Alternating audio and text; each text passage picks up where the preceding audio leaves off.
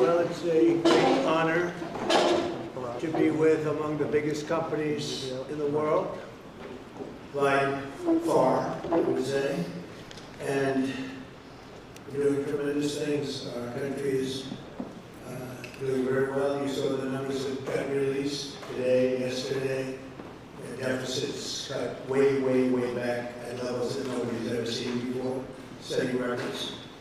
And the numbers coming into our country are unprecedented. We're doing really well. We had a situation 3 days ago with Venezuela, and we're getting along extremely well with the people of Venezuela, both the people and the people that are running Venezuela. I just want to thank our military. What they've done is incredible. That was considered unprecedented, to go into a military fort with thousands of soldiers and others, and to come in with 152 planes going every which way, and very rapid speeds and helicopters, and to come out with no deaths and the loss of no equipment. It was pretty amazing. Nobody's seen anything like it. I was told by the leaders of numerous countries, I won't go into which ones, but the biggest and the strongest, and they said that was very impressive. They were all impressed. But today I'm delighted to welcome almost 24 of the biggest and most respected oil and gas executives in the world to the White House. It's an honor to be with them. We have many others that were not able to get in. I said if we had a ballroom, we'd have over 1,000 people, everybody. I never knew your industry was that big. I never knew you had that many people in your industry. But here we are. And if you, in fact, if you look, come to think of it, wow, I got to look at this myself.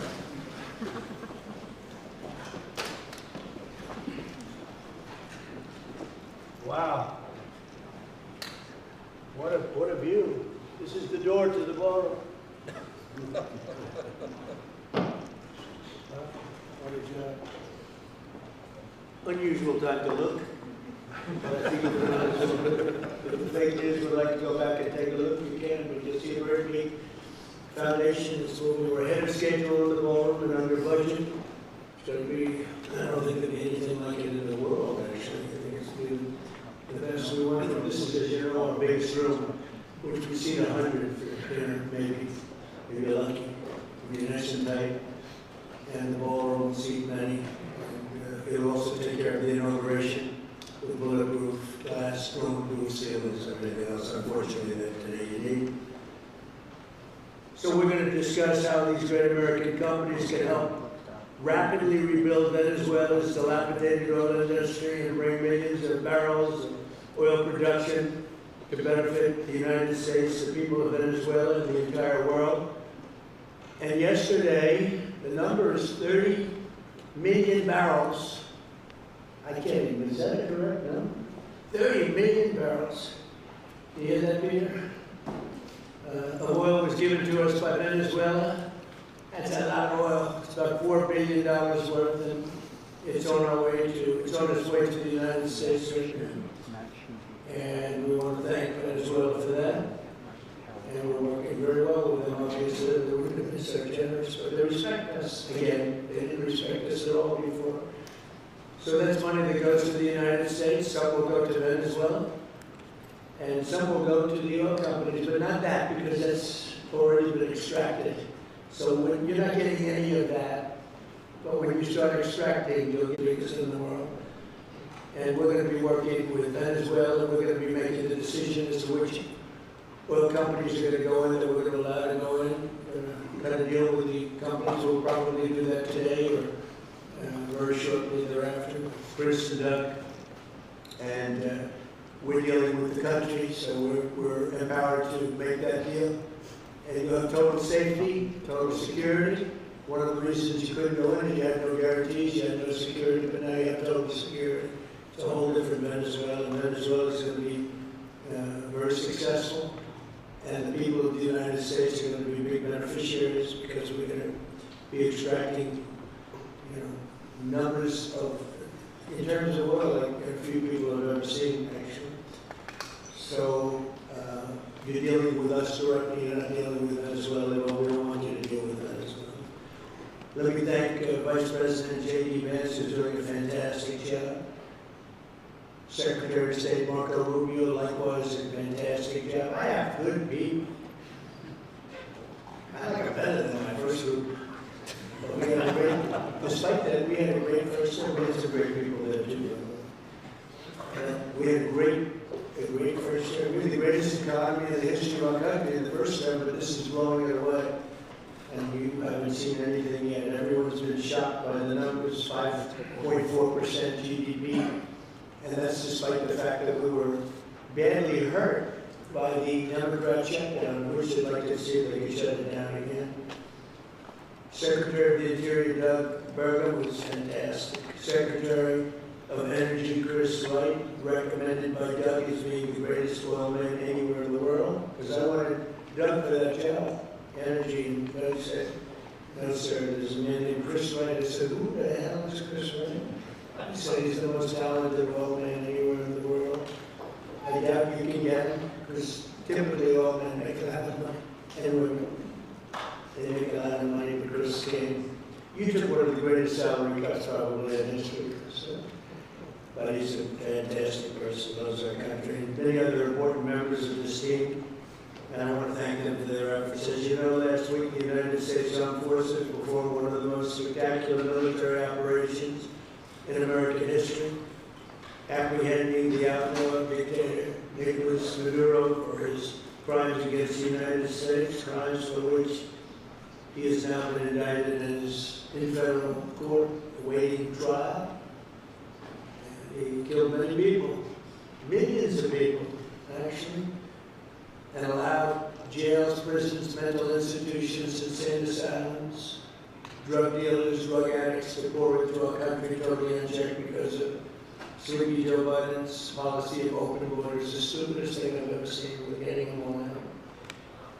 The departure of Maduro makes possible an incredible future for both nations, Venezuela and the United States, in which we will more closely integrate the economies of two major energy powers in the Western Hemisphere. Energy coming out of Venezuela was very slow. One of the things the United States gets out of this will be even lower energy prices. We have people now getting gasoline for $1.99, $1.96, $1.95, $1.92 yesterday, somebody. And it used to be $3.50, $4, $5 a gallon.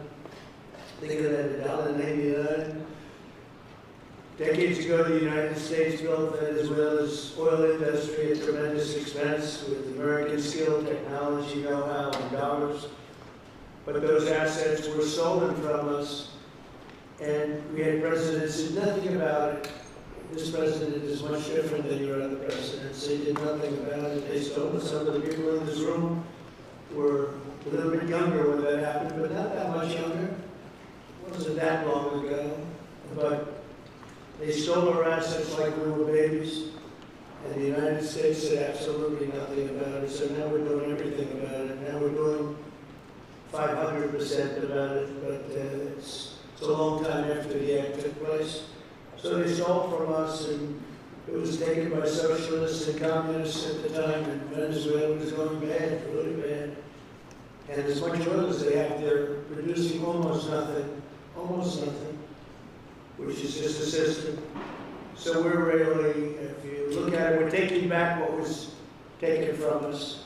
They took our oil industry. We built that entire oil industry. We started a long time ago, but they took it, and they were very ungracious to this country, but now they're being very nice. American companies will have the opportunity to rebuild Venezuela's running energy infrastructure and eventually increase oil production to levels never ever seen before.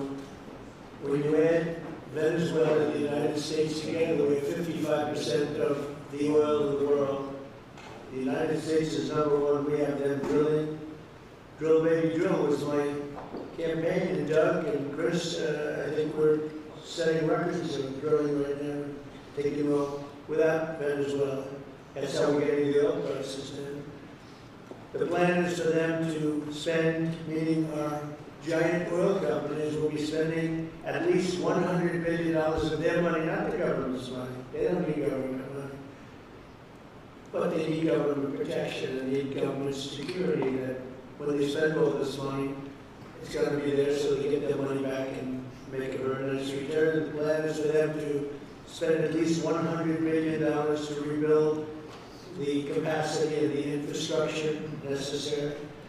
Venezuela has also agreed that the United States will immediately begin refining and selling up to 50 million barrels of Venezuelan crude oil, which will continue indefinitely. We're all set to do it.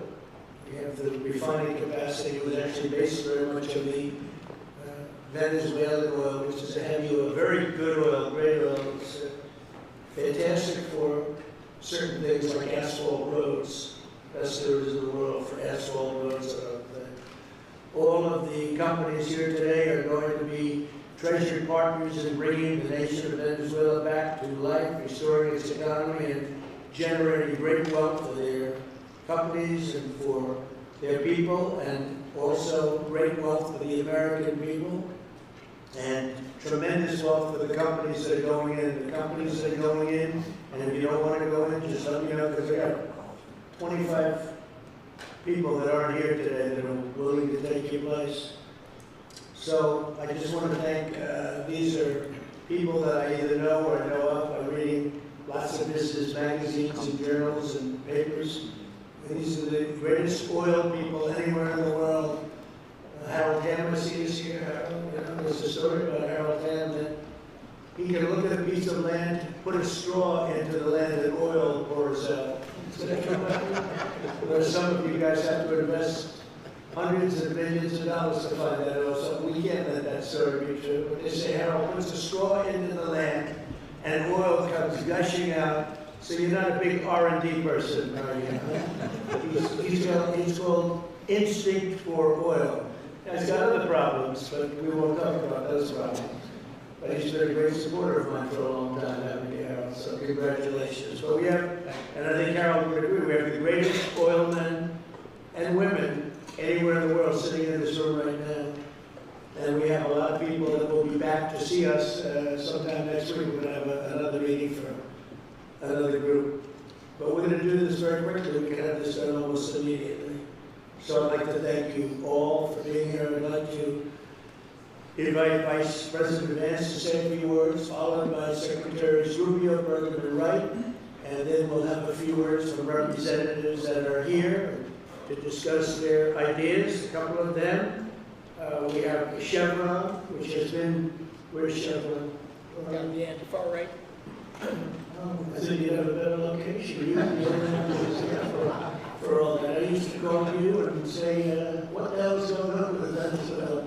You stuck it out. I don't know if you made money or not, but you stuck it out. I give you a lot of credit for that. Mark Nelson, thank you very much. Exxon CEO Darren Woods. Darren, thank you very much. How's Exxon doing? Okay. All right, thank you very much. They'll do a lot better now, won't they? Exxon's been amazing. It's been an amazing company. And ConocoPhillips CEO Ryan Lance, thank you very much. So you guys can say something, and then we'll take some questions from the press. And if anybody else would like to speak, we'll have you speak. We have all the time in the world. This is a big subject. This is massive wealth.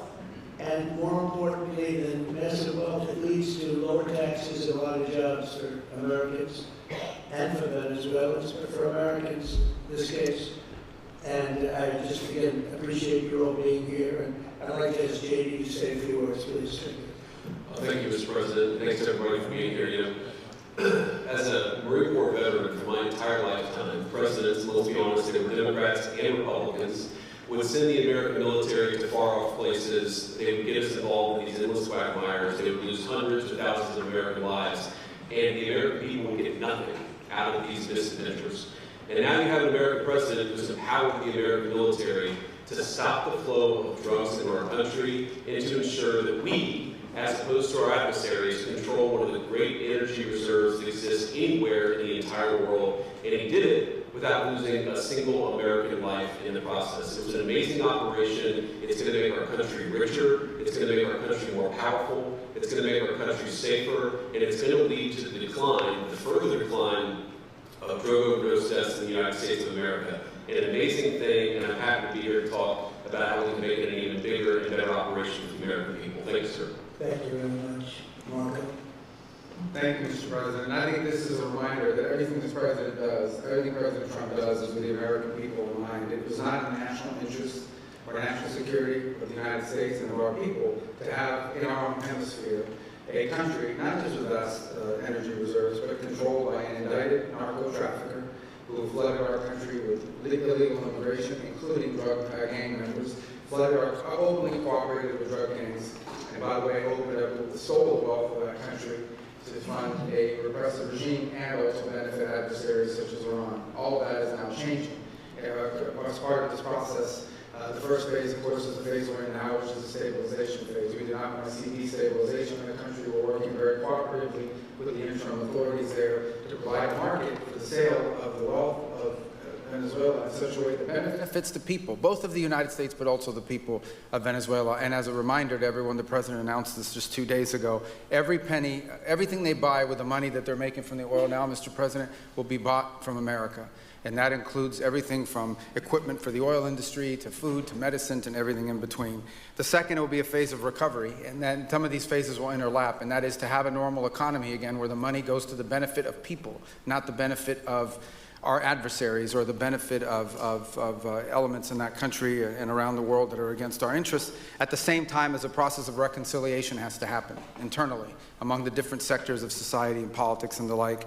And finally, the third phase, which is the most important of the three, is when the country fully transitions into a normal country that we have strong economic and diplomatic and relations with, that is friendly towards the United States, that's not a foothold for our adversaries, that serves our interests, but also the interests of the people. It'll be a country that is wealthy, a country that is prosperous for the people, not for a handful of criminals, but also a country that is supportive of our interests in the region and throughout the world. And we thank you, Mr. President, and the team you've assembled that have brought us to this point. A lot of work remains, important work, but this is historic.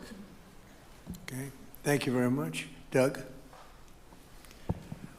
Well, Mr. President, I want to thank you for your leadership, not just as President, but as Commander-in-Chief. The boldness, the execution, the breathtakingly precise work that you've delivered both in Iran back in June and here has changed the field for the whole world.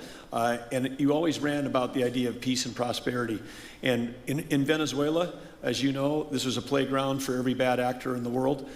We had Russians, Iran, terror groups, all of them profiting from this criminal organization that was pretending to run the country. That makes America safer. You've secured the border, we're stopping the flow of drugs, and now with the normalization of relationships on an economic basis, it's going to mean tremendously for the prosperity of the American people. So I just want to say again, congratulations to you and to the entire leadership team. It's been an amazing, historic week on the scale of things that we haven't seen perhaps for 125 years in terms of the U.S. Exerting its influence over Latin America in a way that's going to make a change for generations. And on behalf of all the oil executives that are here today, Chris and I want to say thank you to all of you. It's your technology, your innovation that has put America in the place where today we are the most energy dominant country in the world. And that position is what's allowed us to take the action that we're taking with statecraft, with military action. None of that would happen if we were dependent on everybody else for energy. So you're a big part of the reason that we're able to move the way we are today, and we're grateful that you're here to be part of the solution going forward. Thank you, Doug, and you are doing a fantastic job, and we appreciate it. Everybody appreciates it. They know who's doing well. Chris Wright? Thank you, Mr. President. Yeah, what we've seen in the last week is leadership matters and credibility matters. Venezuelan oil has been sanctioned for many years, and the oil just flew, those sanctions were not enforced. That oil just floated out to trafficked by bad actors of the world. The resources weren't gone to a central place. The corruption and decline of Venezuela has been a crisis for the people of Venezuela, and as Secretary Rubio said, massive spillover effects in the United States. in crime, in drugs, in kidnappings, and in taking a huge resource base and making it not exploited, not developed. The whole world is a poorer, less opportunity-rich place because of that. When you have materials underground, they've been underground for 1 million years. That does not make them a resource. That does not make them valuable for your country, your people, or the world.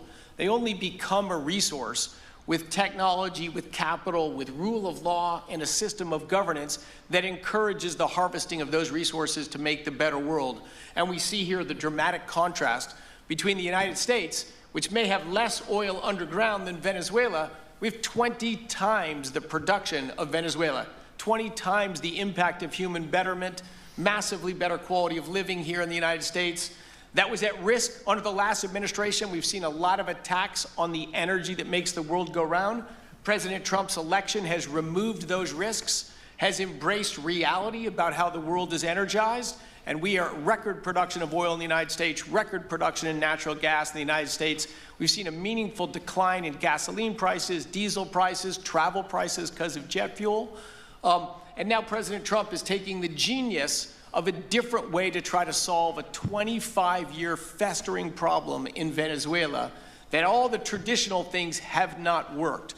But ordering both a tremendous military operation to remove the heads of a criminal organization masquerading as a government, and then to use the power of our military, not to fire bullets, but to stop the flow of Venezuelan oil to the world, immediately gave us leverage over the interim authorities in Venezuela and has allowed us to be in this position today where the actions of this government can massively improve Venezuela for the better, and the bigger impact is to massively improve the quality of life, affordability, safety, and security of the United States.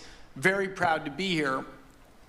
And we'll turn it over to Mark Nelson, who's the vice chairman of Chevron. Chevron has been in Venezuela for over 100 years, continuously.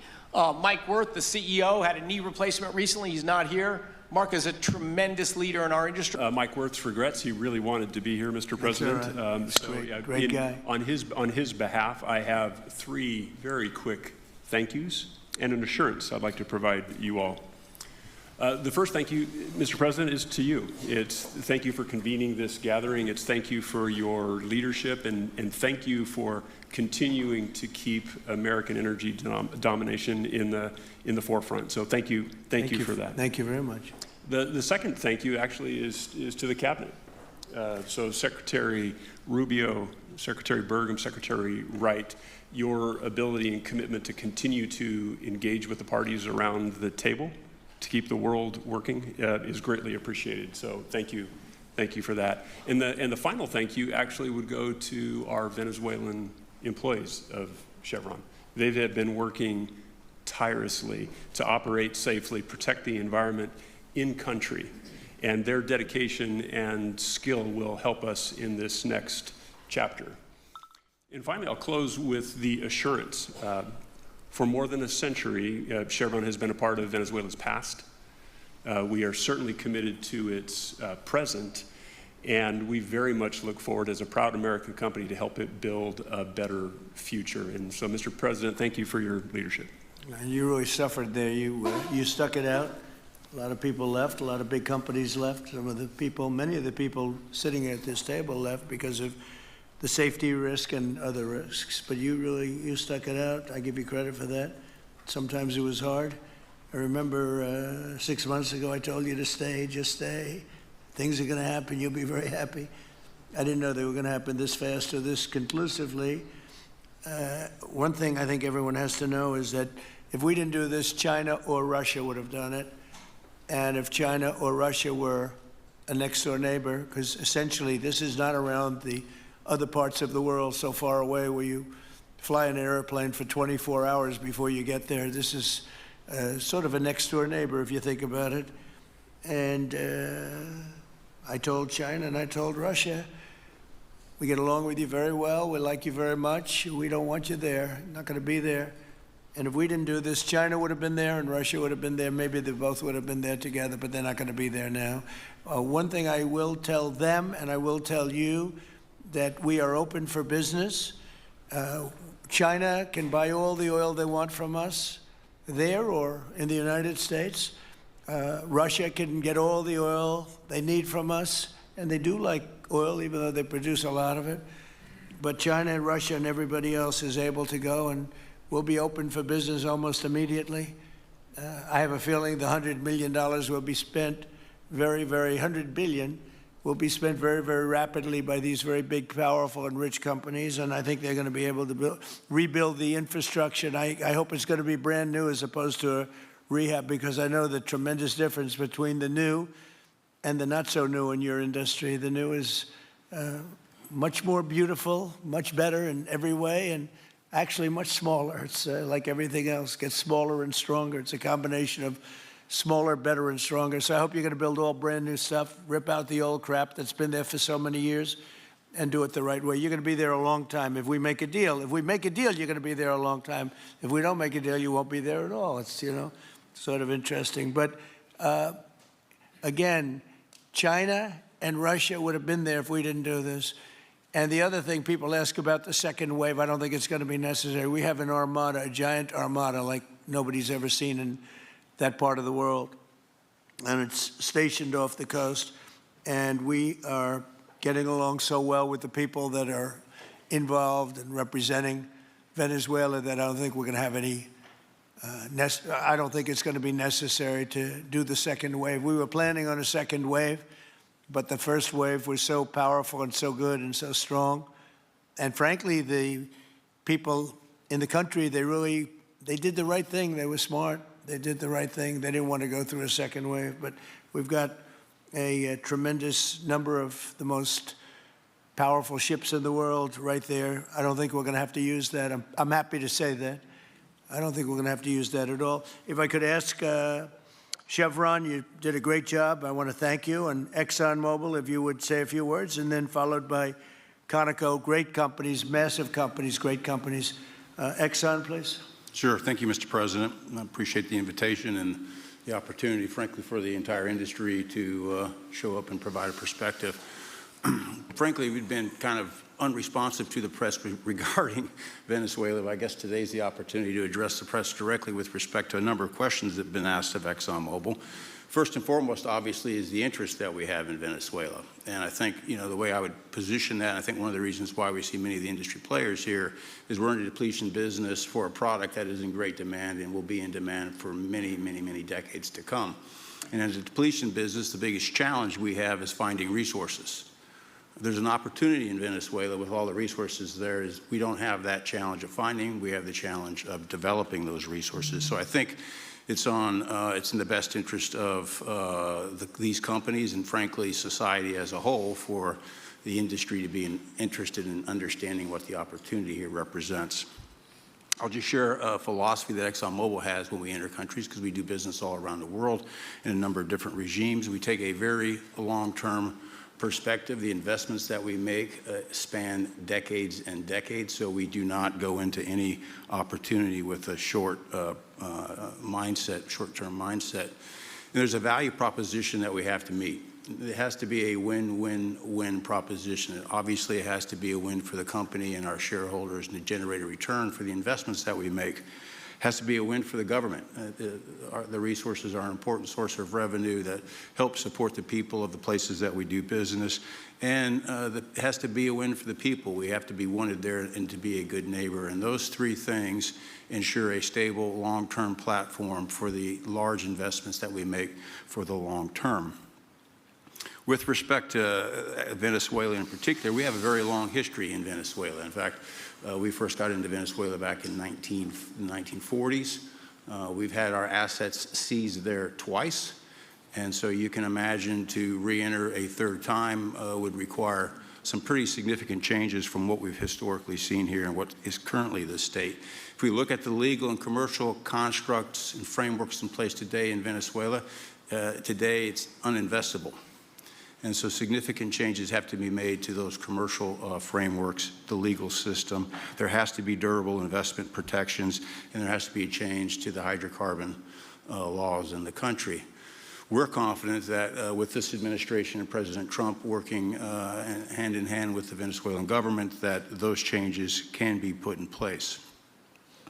And with respect to the Venezuelan government, that perspective we don't have a view on. We haven't talked to the Venezuelan government, and obviously we have yet to assess the people's perspective with respect to ExxonMobil entering the country. In the short term, there are things that can be done while these longer-term issues are being worked. For us, we haven't been in the country for almost 20 years. We think it's absolutely critical in the short term that we get a technical team in place to assess the current state of the industry and the assets, to understand what would be involved to help the people of Venezuela get production back on the market. With the invitation of the Venezuelan government and with appropriate security guarantees, we are ready to put a team on the ground there. We also have a integrated set of capabilities from production to refining to trading, and I think we can be of assistance to getting the Venezuelan crude to market and realizing a market price to help, again, with the financial situation in Venezuela. So those are my short-term perspective that I have. I'd say maybe close with a thank you, Mr. President, for the work that you've done to secure not only the national security, but the energy security of the region. And then thank you, Secretary Rubio, Secretary Wright, Secretary Burgum, for your leadership in this matter. Thank you. Good deal. How long would it take you to get in there and get started? Well, the first step, this technical team, as I talked with Secretary Wright earlier this week, we started from the beginning to put the team together so that if and when it was needed, we could hit the ground almost immediately. So we can hit the ground within the next couple of weeks, start the assessment, and then from there we need to understand. That's what we want. We want speed and quality. That's what we want. Thank you, Darren. And Conoco, Ryan. Thank you, Mr. President. Appreciate the opportunity to be here, too, and you've assembled a great team. And our congratulations as well for removing one of the terrible people in the world and bringing them to justice. It was quite amazing. I think you've given hope to the people of Venezuela again, which I think is quite remarkable. And we've been on the other end of that despot regime a long time. Our assets were expropriated. I had a little bit more hair when that happened. You know, I think we're the largest non-sovereign credit holder in Venezuela today. So we're in a bit of a different situation, but I think your big and bold idea to use energy commerce instead of conflict is something that could make a real big difference in Venezuela. And our company certainly stands ready to help in that endeavor. Encourage you to continue to think bigger and even bolder, and we've had some discussions with your energy team about that as well.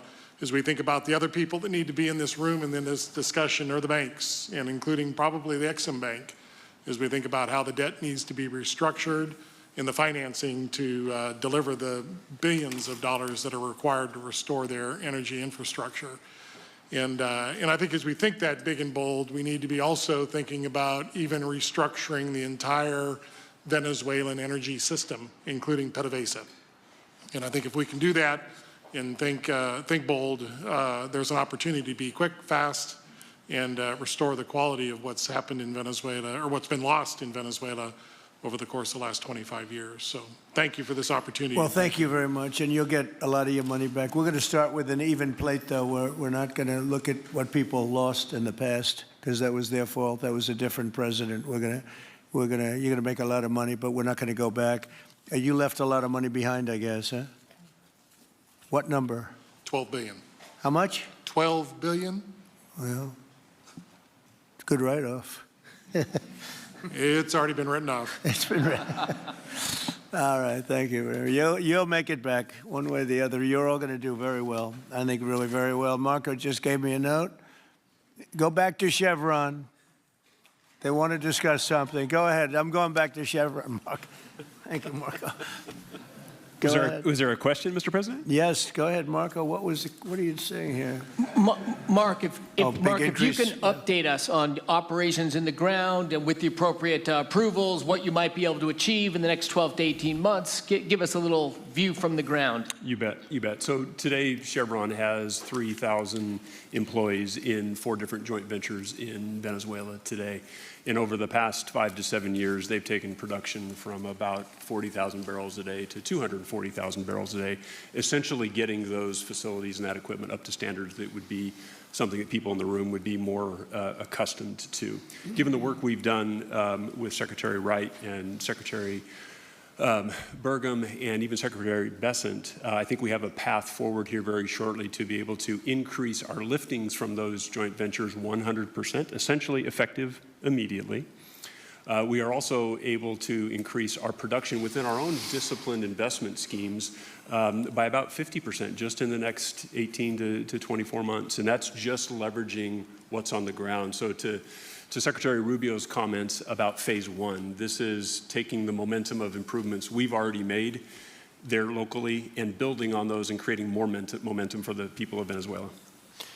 Do you think you have an advantage being there? It's, you know, you've been there by the skin of your teeth. It's been tough for you to be there. But do you think you have an advantage over the other people in this room by the fact that you are there? Yeah, I think there are, Mr. President, I think there would be days where it didn't feel like an advantage, and there are days where it does feel like an advantage. But having people on the ground today that care desperately about the people of Venezuela and know how to operate the assets that are there, is a definite advantage today. Would you say the best locations are available, or would you say the best locations are already sort of worked, even though they're in very bad shape? The best locations for finding oil, the best locations for oil? There are more opportunities than not, Mr. President. With 300 billion barrels of reserves and resources in country, there are lots of opportunities for many companies. Will you be building new, or will you be using the old infrastructure that you have? Yeah, today it's a little bit of a mix, but today it's mostly us taking the equipment of today, getting it to the standards that we are accustomed to your comments about making it how it should be today. Most of the investments that we've been making are about getting it up to our standards. Well, I think you're going to make an investment, but you're going to get your money back very quickly, and that's part of our thing. We're going to have you get your money back fast, and then you'll give a lot to Venezuela and to the United States after that. Okay, so you'll be in good shape. Could I ask Harold Hamm to say a few words? He's been a friend of mine for a long time. Very amazing man, actually, amazing energy person. Well, thank you, Mr. President. It's good to be here with so many dignified people. Like I said, it has not been done. That's not been done in the past, and they had a good chance at it. Brought someone in that totally took it down, as everybody knows here, and that was Chavez, and we know what happened to him finally. But you know that ruined the industry in Venezuela, and all of us know how that ended very well, very wrongly. So. Anyway, we're glad to see what's happened here and look forward for the opportunity for a lot of people in this room, but also for America and the country itself. Are you going to be involved in going in? Because, you know, he's in North Dakota and he's in Oklahoma and some incredible places. It's a little bit different, but there's no doubt about you won't have to worry about the straw too much here. You can just go at it. Are you going to be one of the participants? Well, certainly, you know, I'm an oil finder, like you said. You know, Barry Switzer, you know, told that story. The coach. And he's kind of exaggerated a little bit. It doesn't come out quite that easily usually. But anyway, great story. I love it. But I love Barry. Barry's the one that told me this. Yeah, he's a champion, you know, in a lot of ways. So love that story. Certainly, it excites me as an explorationist. You know, everybody has that in their blood, and you know, it is a very exciting country and a lot of reserves, and so it's got its challenges and. The industry knows how to handle that, and like Darren said, you know, you go into your eyes open and do the best you can with the team you got. So well, you're going to have something that they never had really here is tremendous security. You're going to be very secure, very safe, physically safe, in addition to financially safe. So it's good to see you, Harold. Thank you very much. Does anybody have anything to say before we get to the press?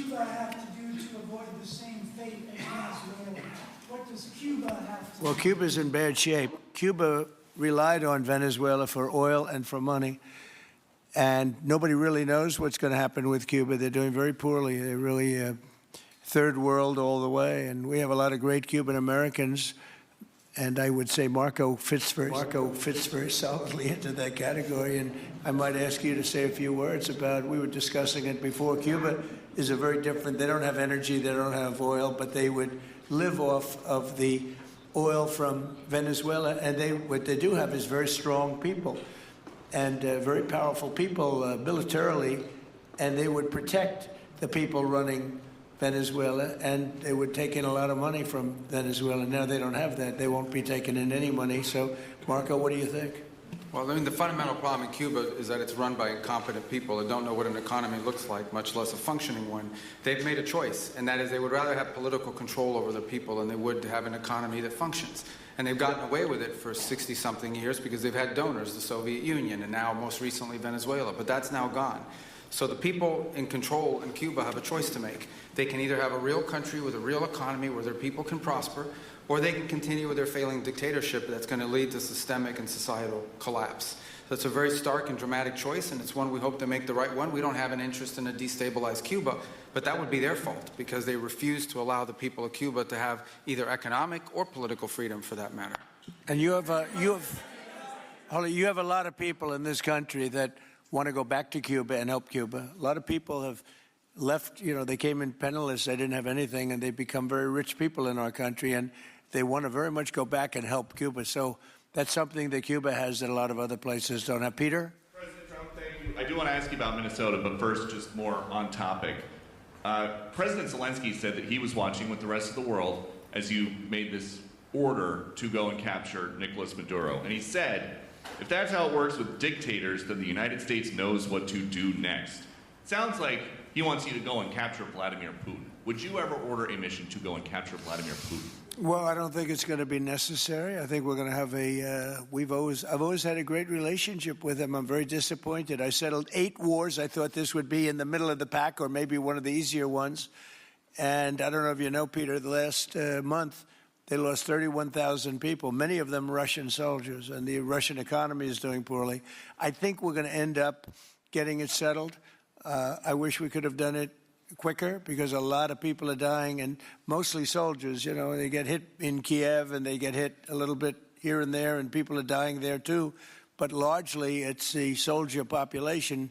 When you have 30,000, 31,000 soldiers dying in a period of a month, 27,000 the month before, 26,000 the month before that. That's bad stuff. So, as you know, President Biden gave $350 billion to Ukraine to fight. And now, because I was able to get NATO to up GDP from 2% to 5%, NATO's got a lot of money, and they're paying for everything. We're not losing any money. We're making a lot of money, I guess, if you think of it, because we're selling them military equipment. They're probably giving it to Ukraine. But we're selling them to NATO military equipment. We're getting full price and all of that. But that's not a big deal to me. What is a big deal is stopping a war where 30,000 people are being killed every single month. And on Minnesota, the vice president yesterday suggested that Renee Good, who was killed by this ICE officer, was part of a broad left-wing network. What has your team told you about this broad left-wing network? Who is in charge of it? Who's part of it? What's it called? Well, I haven't seen the vice president's statement, but he's generally very accurate. I hate to say, look, I watched that yesterday, and there are a lot of different forms to it. But there was a woman screaming, "Shame, shame, shame, shame." She was a agitator, probably a paid agitator, but in my opinion, she was an agitator, a very high-level agitator, so professional. She wouldn't stop screaming. I said, this isn't a normal situation. This is a professional troublemaker, because you heard it and I had it. Now, I will say this. The news sort of turned her down, turned her off, because you're trying to watch. She was so loud and so crazy and just not normal. When somebody sees something like that, they don't go screaming and the same words. So I guess you could say professional, but I didn't think she did a very good job. You have agitators, And we will always be protecting ICE, and we're always going to be protecting our Border Patrol and our law enforcement. Yeah. Thank you, Mr. President. Mr. President, in your conversations with these oil executives today, did you provide any security guarantees so that they can do their work safely in Venezuela? Yeah. And separately, Mr. President, they will have those guarantees, yes. And separately, Mr. President, I'm curious in terms of the future of Venezuela. Do you see Venezuela, now led by Delcy Rodriguez, as an ally of the U.S.? Is that the way that you view that country right now? Well, right now they seem to be an ally, and I think it'll continue to be an ally. And we don't want to have Russia there. We don't want to have China there. And by the way, we don't want Russia or China going to Greenland, which if we don't take Greenland, you're going to have Russia or China as your next-door neighbor. That's not going to happen.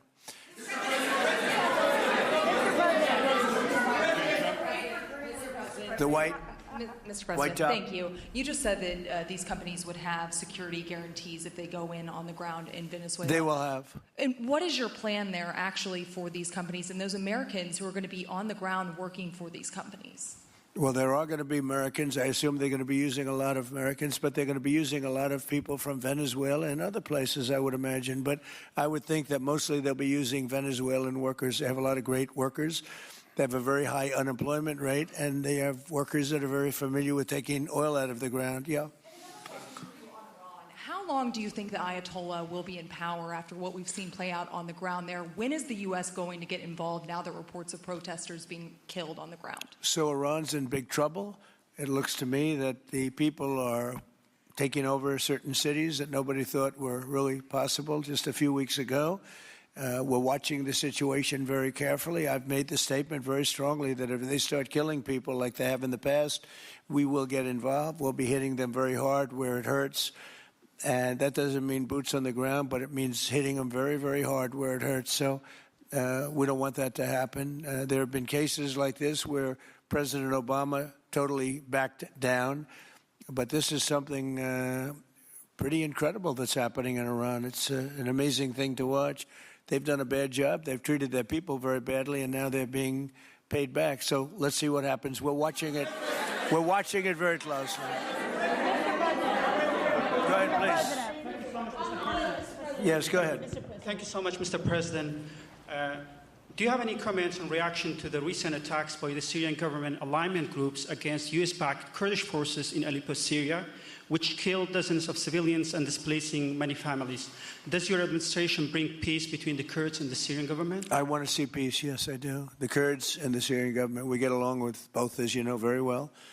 They have been natural enemies over the years, but we get along both, and we want to see Syria succeed. And so far, I think they are succeeding, but this is just breaking out, and we want to see that stopped.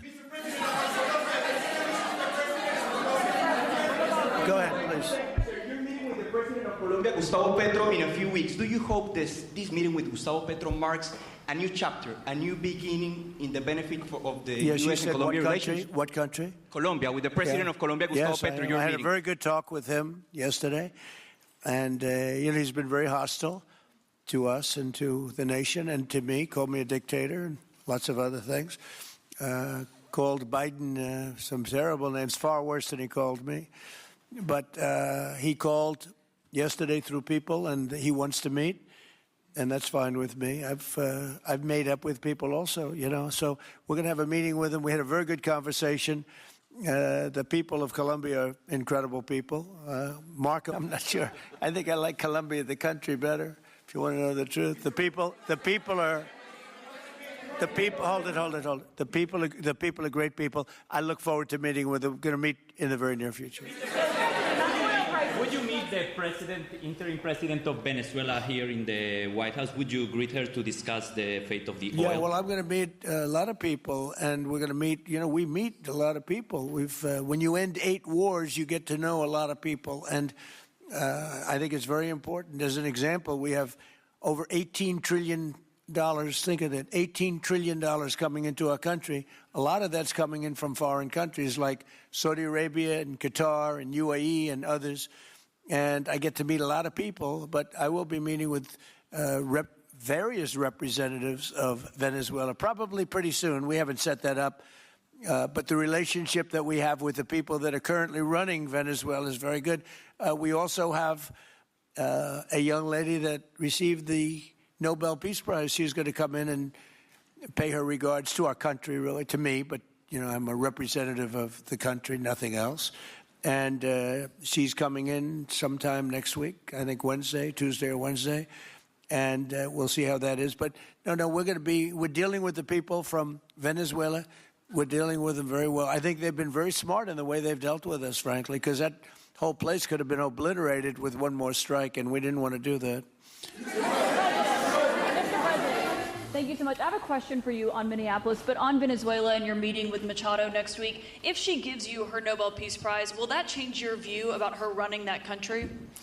Well, I have to speak to her. I'm going to have to speak to her. She might be involved in some aspect of it. I will have to speak to her. I think it's very nice that she wants to come in, and that's what I understand the reason is, because Norway is very embarrassed by what took place. They're getting decimated. Look, whether people like Trump or don't like Trump, I settled 8 wars, big ones, some going on for 36 years, 32 years, 31 years, 28 years, 25 years, some just getting ready to start, like India and Pakistan, where already 8 jets were shot out of the air, and I got it done in rapid order without nuclear weapons. I can't think of anybody in history that should get the Nobel Prize more than me, and I don't want to be bragging, but nobody else settled wars. Obama got the Nobel Prize. He had no idea why. He still has no idea. He walks around, he says, I got the Nobel Prize. Why did he get a Nobel Prize? He got it almost immediately upon attaining office, and he didn't do anything, and he was a bad president. So, you should get the Nobel Prize for every war you stopped. These were major wars. These were wars that nobody thought could be stopped. President Putin called me, and he said about 2 of the wars that he's been trying to stop them for 10 years. He wasn't able to do it. He couldn't believe it. So in theory, you should get the Nobel Prize for every war you stopped. Every one of them was major. But I don't care about that. What I care about is saving lives. I've saved tens of millions of lives. The Prime Minister of Pakistan came here, and he made a very public statement.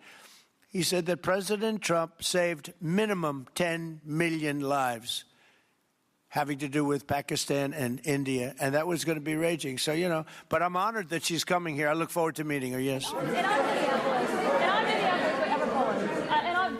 Go ahead. On Minneapolis, Mr. President, I have a follow-up for you. The state officials there have said that the FBI is not sharing evidence with them. Typically, they would conduct a joint investigation, as you know. Do you believe that the FBI should be sharing evidence with state officials in Minnesota? Well, normally I would, but they're crooked officials. Minneapolis and Minnesota, what a beautiful place, but it's being destroyed. It's got an incompetent governor, fool. He's a stupid person. And it looks like the number could be $19 billion stolen from a lot of people, but largely people from Somalia. They buy their vote. They vote in a group. They buy their vote. They sell more Mercedes-Benzes in that area than almost. Can you imagine? You come over with no money, and then shortly thereafter you're driving a Mercedes-Benz. The whole thing is ridiculous. So they're very corrupt people. It's a very corrupt state. I feel that I won Minnesota. I think I won it all 3 times. Nobody's won it since Richard Nixon won it many, many years ago. I won it all 3 times, in my opinion. And it's a corrupt state, a corrupt voting state. And the Republicans ought to get smart and demand on voter ID. They ought to demand maybe same-day voting and all of the other things that you have to have a safe election. But I won Minnesota 3 times, and I didn't get credit for it. I did so well in that state every time. The people were crying every time after. That's a crooked state. California is a crooked state. Many crooked states.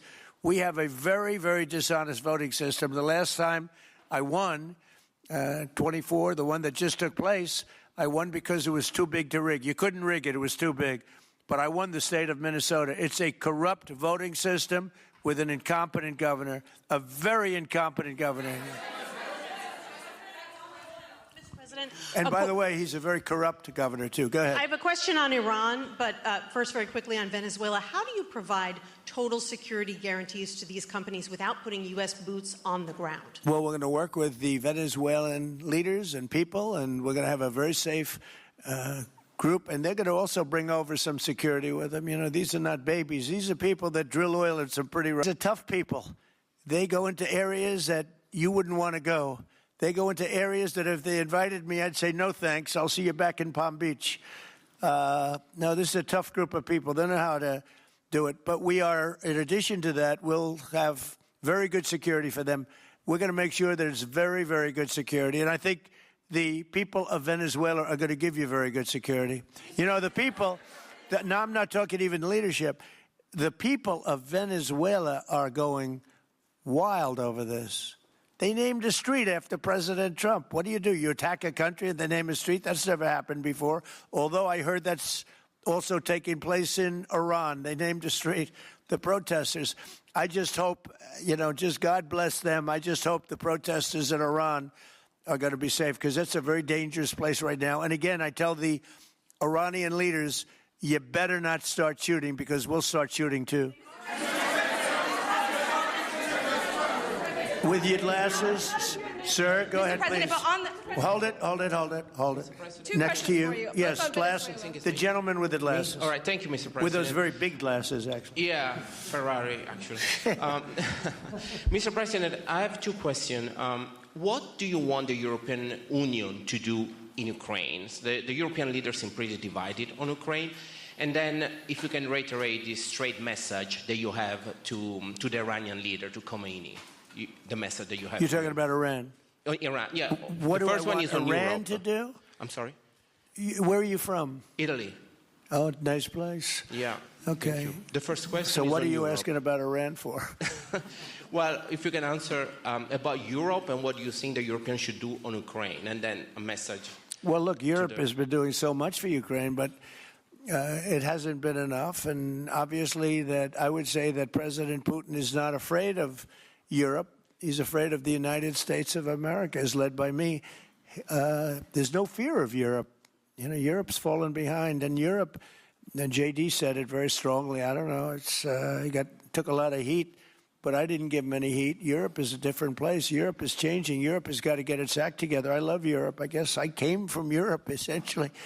I have my roots are in Europe, but Europe is a different place. They have to get their act together. Now they have a great NATO leader, and they've gone up to 5% from 2% GDP. That's a big step. But they have to be very careful with their immigration policy, and they have to be very, because, you know, I will just say, to be nice, that there are certain places in Europe that are very important that are no longer recognizable. I'm being very nice. I'm being very diplomatic when I say that. They are not recognizable, and they have to be careful on energy, because they're putting windmills all over the place and losing a fortune. They're destroying their country. They're just destroying the beautiful landscapes, the beautiful everything. They're doing. And by the way, in case you people don't know, I'm not much of a windmill person. I can proudly say, Doug, that we have not approved one windmill since I've been in office, and we're going to keep it that way. My goal is to not let any windmill be built. They're losers. They lose money. They destroy your landscape. They kill your birds. They're all made in China. And all you have to do is, you know, just about all of the windmills are made in China, the structures. All you have to do is say to China, how many windmill areas do you have in China? So far, they're not able to find any. They use coal and they use oil and gas and some nuclear, not much, but they don't have windmills. They make them and sell them to suckers like Europe and suckers like the United States before. They are the worst form of energy, the most expensive form of energy, and in 8 years they're rotted out anyway. Go take a look at Palm Springs, California, and take a look at what that looks like. It looks like a junkyard of steel. So we don't approve, and I've told my people, we will not approve windmills. Maybe we get forced to do something because some stupid person in the Biden administration agreed to do something years ago. We will not approve any windmills in this country. Two questions. On Venezuela, is it ultimately more important to you to establish stability there or democracy there? Well, you're talking about maybe the same thing. I mean, you're talking about stability or democracy. I don't know. To me, it's almost the same thing. We want stability, but we do want democracy. Ultimately, it'll be democracy. Peter? I do have a policy policy question, President Trump, but I'm having a hard time seeing here. I see the American flag lapel pin. What is the other lapel pin on Somebody your jacket? gave me this. You know what that is? That's called a happy Trump. And considering the fact that I'm never happy, I'm never satisfied, I will never be satisfied until we make America great again, but we're getting pretty close, I'll tell you what. This is called a happy Trump. Somebody gave it to me, I put it on. Thank you. And the policy question. How much money are you thinking of giving people in Greenland to get them on board with a possible U.S. I'm not talking about money for Greenland yet. I might talk about that. But right now, we are going to do something on Greenland, whether they like it or not, because if we don't do it, Russia or China will take over Greenland, and we're not going to have Russia or China as a neighbor. Okay?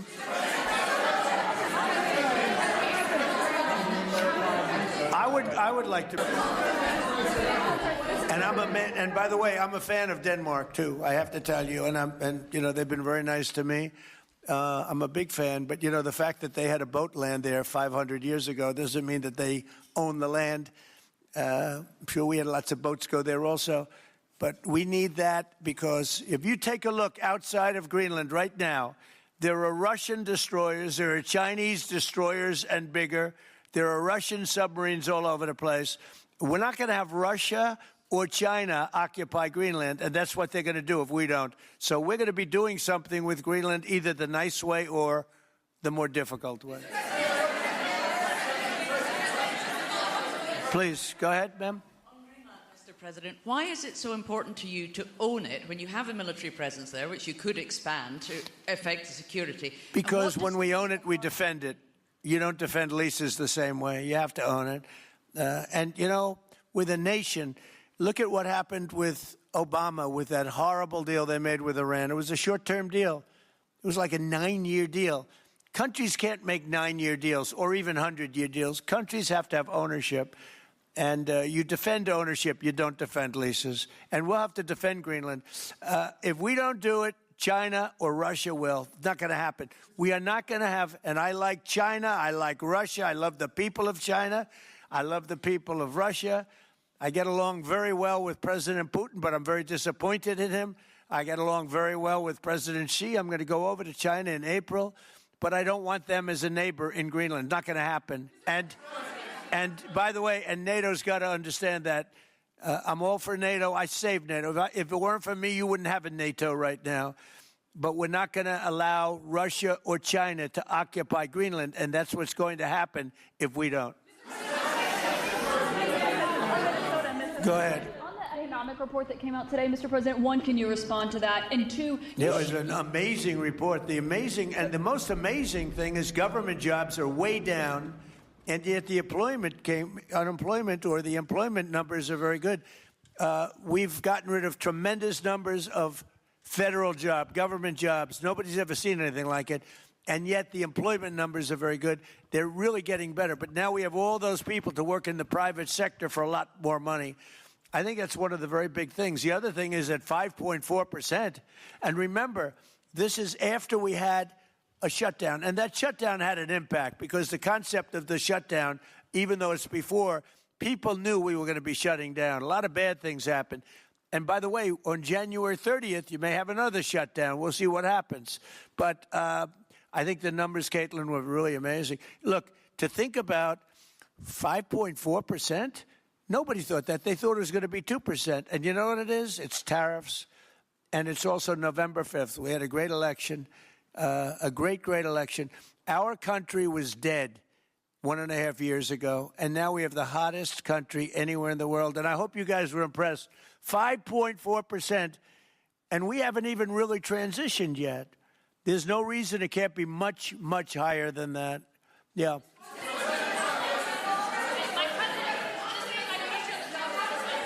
first off, can you respond to the manufacturing Let's number? give CNN a chance. They've been fighting also, so hard to get back into the mainstream. Mr. President, you posted some numbers actually on Truth Social last night. People saying you posted the job data early when you're not supposed to obviously share it till the next morning. Did you do that on purpose? No, I don't know. If they posted them, I said post them whenever you get a chance. I don't know. They gave me some numbers. When people give me things, I post them. But the numbers are amazing. Yeah, please. How does the administration plan to distribute the money from the Venezuela oil sales? Is it, obviously you say it's going to go into these controlled accounts. Yeah. Would it go back to Venezuela in a Yeah. direct payment? Is it going through these goods? How do you plan to do that? Well, And we then I want have to a make second sure question. that Venezuela can survive. You know, Venezuela needs money, and we're going to make sure that they get money, and we're going to get money, and the oil companies are going to make something for the work they do, and they're going to get back their money. We're devising a formula, but it won't be so much of a formula. It's going to be what they need. We're going to take care of what they need. There'll be plenty left over. We're going to have a lot of money left over. And the money left over is going to the United States of America, and the oil companies are going to be very happy. Yeah, please. Thank you, Mr. My second question is, would the administration offer a backstop to these oil companies for like financial guarantees, some sort of backstop, if the country did destabilize again? That's a very interesting question. Using the word backstop, I haven't heard that word in a long time. That was at the Wharton School of Finance I last heard. That's a good term. We ought to use it more often. I hope I don't have to give a backstop. Look, these are very smart people, the smartest people. They're not only in oil and business. These are the biggest companies in the world sitting around this table. They know the risks. I mean, there are risks. We're going to help them out. We're going to make it real easy. They're going to be there for a long time. We're going to be there together for a long, long time. And they're going to be taking the oil, and they're going to be bringing oil prices down. They're going to make a lot of money. They're going to get their money back. They're going to be safe. The people of Venezuela are going to be big beneficiaries, and the United States of America is going to be a big beneficiary for what we've done. And you know, one other thing I might say, it's also very big for national security because, again, just like Greenland, we can't have China or Russia occupy Greenland. We can't have China or Russia occupy Venezuela. And if we didn't do what we did, China, they would have been there if we didn't do this. Do you agree with that? They certainly have a lot of economic interests in country. There's absolutely no argument about that. They were trying to be there. I mean, you know, we had a Russia, I guess sort of I call it a semi-Russian ship yesterday that we took over, and Russia decided not to defend that ship against us. It's a big movement.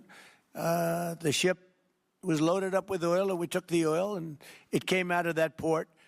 But Russia would be there or China would be there. And we want them to be there for a different reason. We want them, do you people agree? In particular, China, they need a lot of oil. Russia doesn't need so much, but Russia was there anyway. But I assume you agree that China would like to be doing a lot of business there by buying oil. And I want to just tell President Xi and President Putin, but more so in this case, President Xi, because they do need a lot of oil. And we are open for business in the United States, and we are open for business in Venezuela, right?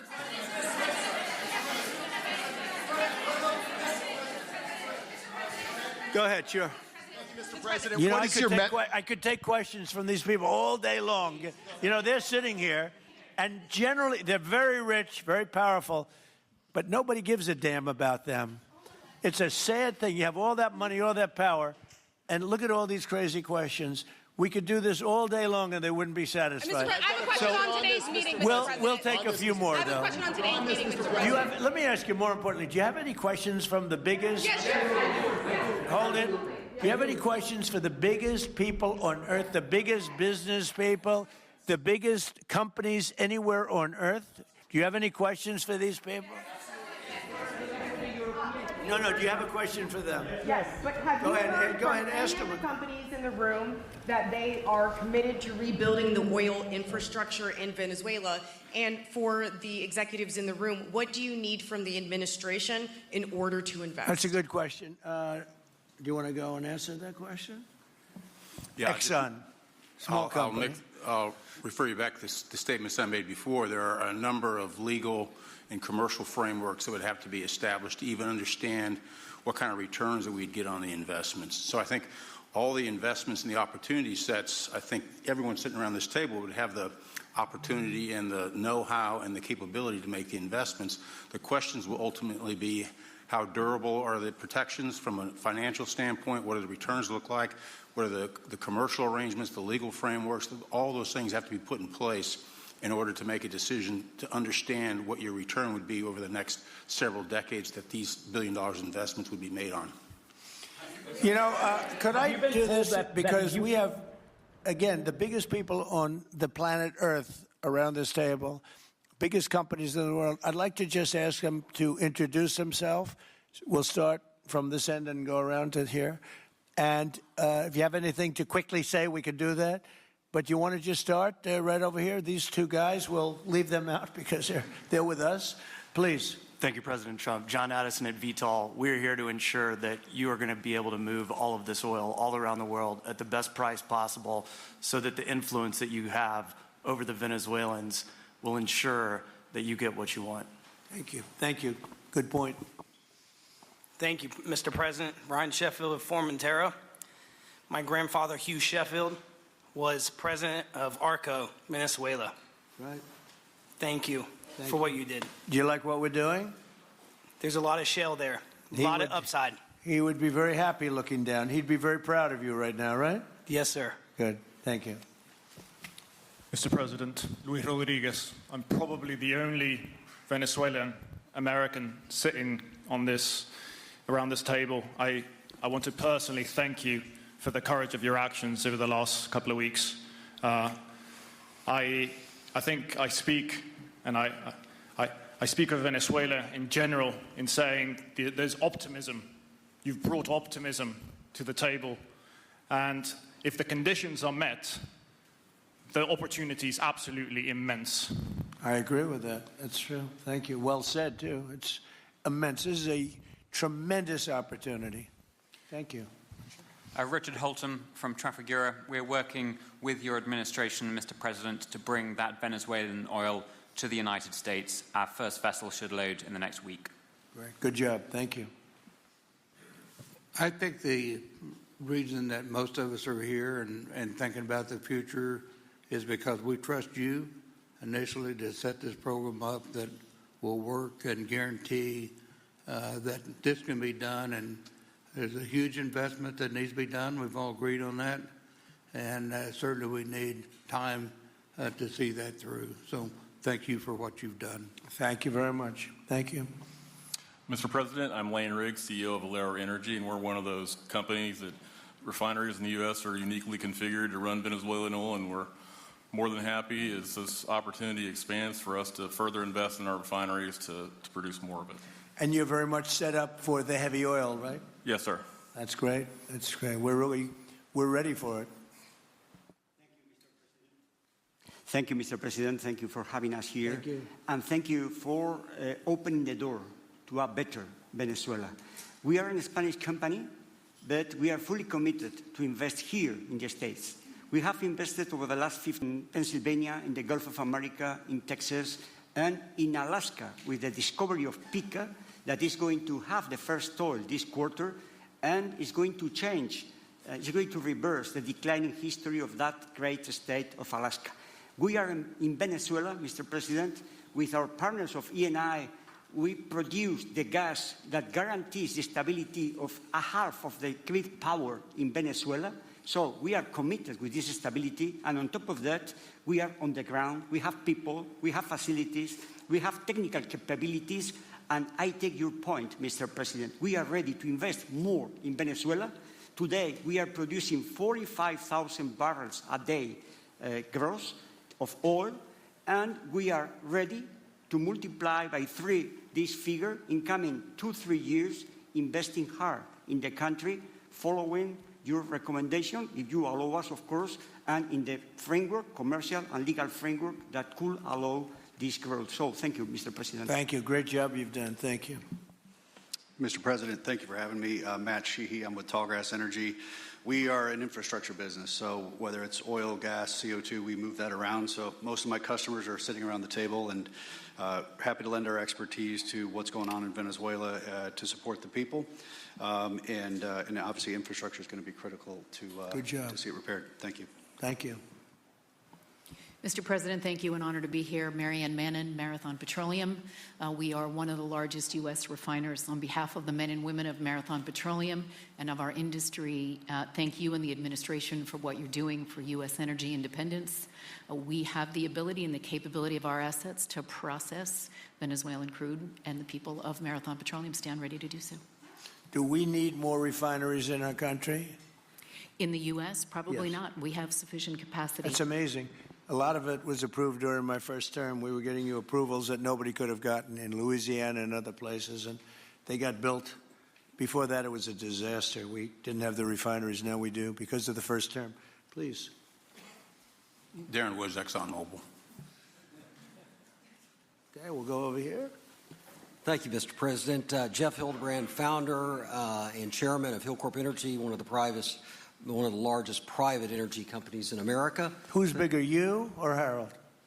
We're close. Huh? We're close. Harold. Absolutely, Mr. Ham. But thank you for your great, tremendous leadership in protecting the interests in the Western Hemisphere. The message that you have sent to China and our enemies to stay out of our backyard is absolutely fantastic. So thank you. Thank you very much. And finally, Hillcorp is fully committed and ready to go to rebuilding the infrastructure in Venezuela. You'll go there? You'll be going? Yes. Good. That's good. You'll be very happy. Thank you very much. Thank you, Mr. President. Jeff Miller, CEO of Halliburton Company. We are the largest American oilfield services company. We're the second largest in the world, been in business over 100 years.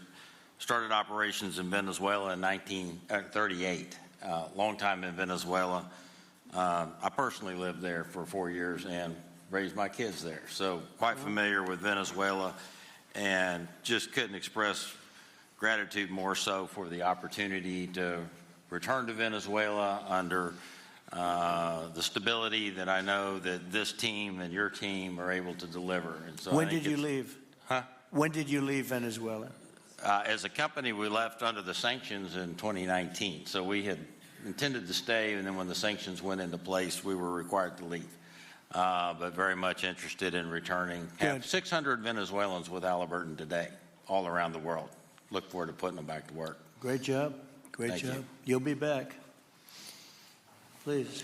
Mr. President, I'm Alex Cranberg. My company, Aspect Energy, is one of the leading American international wildcatters. We've found significant fields in Central Are and you a South. wildcatter? I'm a wildcatter. That's pretty cool, I'll tell you. I would have been a wildcatter too if I was in. And you've been successfully wildcatting. We've found significant fields in Central and South America, in the Middle East, and in Europe. We're a leading That's oil great. producer in Hungary. But probably the most pertinent example is what a wildcatter does is take on risk and try to reduce it, and then other people come in and put more capital in later, so we're kind of kickstarters in the oil industry. We went into Kurdistan very early on, back when Right. people told us it wasn't safe and we shouldn't do it. We found a big field there, and it ultimately has got to be developed along with one of my colleagues here to be one of the big leading fields in Kurdistan. We think that Venezuela has a tremendous amount of opportunity. If you look at the reinvestment required, the investment required, people are talking about hundreds of billions of dollars. But if you put that in perspective, that's 1 million barrels a day for 15 years is $220 billion net cash flow. So what we really need to do is to be able to kickstart production and then reinvest and have the confidence to reinvest. And what you're doing by putting the United States in control of the cash flow coming out of the country, it gives companies like ours the confidence to say we can kickstart this production and then reinvest and reinvest. In Hungary, we've invested $1 billion in changing the trajectory of Hungarian oil production. And we were only able to do that not because we could write $1 billion check, we're a smaller company, but because we reinvest all the cash flow back into new production. Good. Mark Good Nelson, job. Mark Nelson with Chevron again. Thank you, Mr. President. I'm Claudio Descalzi, and I CEO, Italy. We started working in Venezuela in 1980. We have a lot of oil, but now just the gas is flowing because it's not under sanction. And as my colleague from Repsol said, we cover more than about 50% of the electricity in the country. So that is essential to avoid any kind of problem, social problem.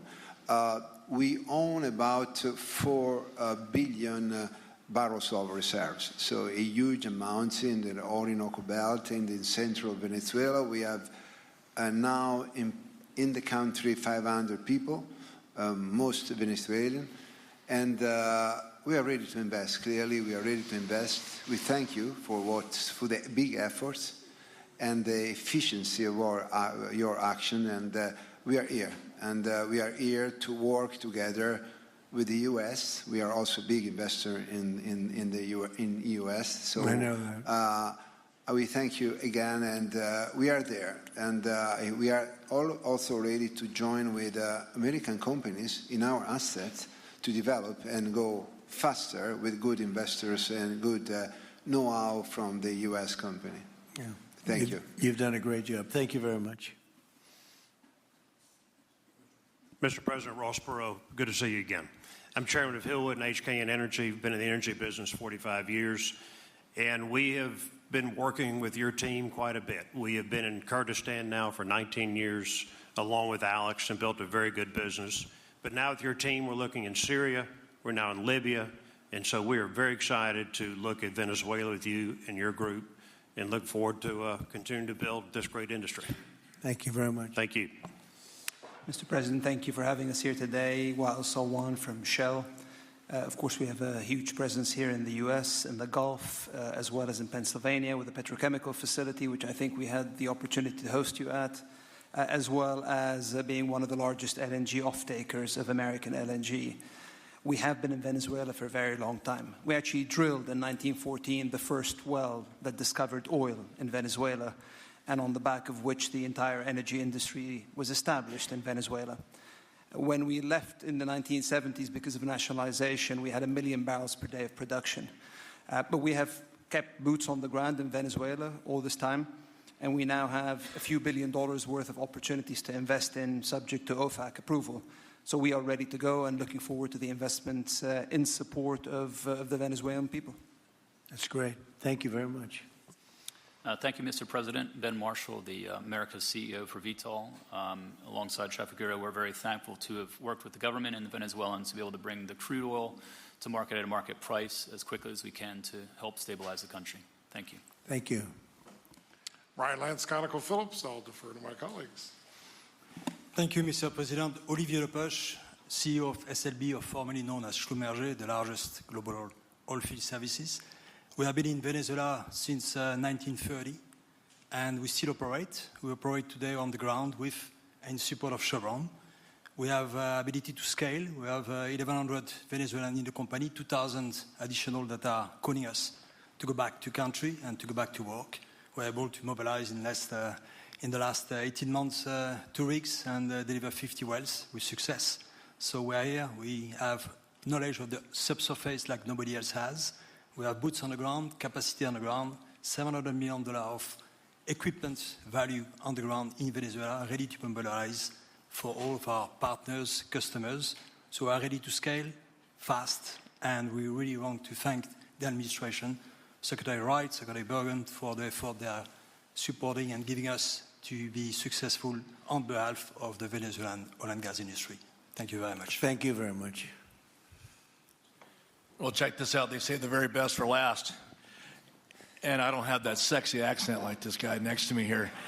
Mr. President, my name's Bill Armstrong of Armstrong Oil and Gas. I'm a private independent guy. And in real estate, you were a wildcatter. So wear that motto proudly. But like you, I was my own guy. I don't have shareholders. I don't have private equity partners, but I've been drilling all over the place. In fact, I had the largest discovery in Alaska, biggest discovery in 50 years in our country.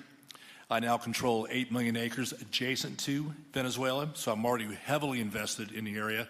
We share a 150-mile border with Venezuela in the countries of Aruba and Curacao, and we are ready to go to Venezuela. It is, in real estate terms, it is prime real estate, and it's kind of like West Palm about 50 years ago. Yeah. Very right. Yep, I agree with you. Thank you. Congratulations. Thank you. So I think what we're going to do is speak without the press to these gentlemen, see what kind of a deal we can make. We're going to get them involved. I'm going to ask Doug and Chris and some of the people that we have from the business standpoint representing our country to start talking about the confines of a deal. I have an idea what I want, what I think we should have. We have to get them to invest, and then we have to get their money back as quickly as we can, and then we can divvy it all up between Venezuela, the United States, and them. I think it's simple. I think the formula is simple. We start with a brand new plate, and it's going to be a tremendous success. I think it's going to be probably like few other things could ever be. There's so much. Venezuela's been really taken advantage of by a lot of people because they drill very little. I mean, as much as you hear they drill very, very little, very small percentage. But now that'll change, and it'll change very rapidly because these are the biggest people, and it'll change very rapidly. So if you don't mind, I'll ask the press to leave, and we will see what kind of a deal we're going to make with these geniuses, and I think you're going to come out very good. Thank you all very much. Thank you. Thank you. Thank you, Mr. President. Thank you.